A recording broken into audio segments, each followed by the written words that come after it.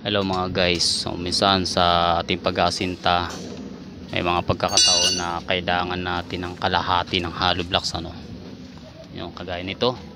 So kalahati ang kailangan kasi para mai-level siya doon sa may kabila, no? Ayan. So kailangan ng kalahati. Minsan ang ginagawa ng iba ay grinder, no? Tabasin nila yung hollow block, grinderin nila, dadaanan nila kabila ang grinder. So madali yun.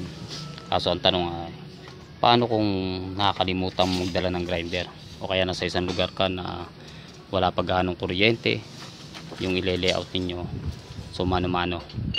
Okay guys, nais kong i-share sa inyo isang tip para madali kayo makapagtabas niyan, no?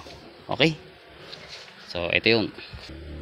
Okay, so ito yung guys, ano, kailangan nyo lang ay maglagay ng isang hollow block sa buhangin. Pagkatapos, susunod yung kailangan, kumuha kayo ng isang 8mm na bakal. Okay, so pagkatapos, ito lang, simple lang guys, no? Kakatawin nyo lang yan ng malakas, kabilaan. Merong mga hollow block na medyo bago pa, so kapag hinataw nyo yan, kabilaan, tig isang hataw lang. Tapos dadaanan nyo ng kutsara, so madaling hiwalayin, ano.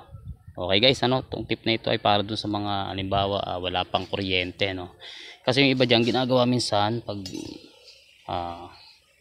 babasagin nila ng martilyo, kaya lang ang problema, so sayang naman yung kalahati. Okay, tapos medyo matagal yun, medyo matrabaho. So ito, so ganito lang guys, try natin.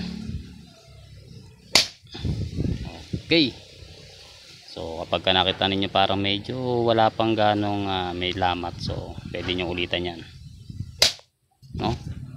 Tapos kabila naman,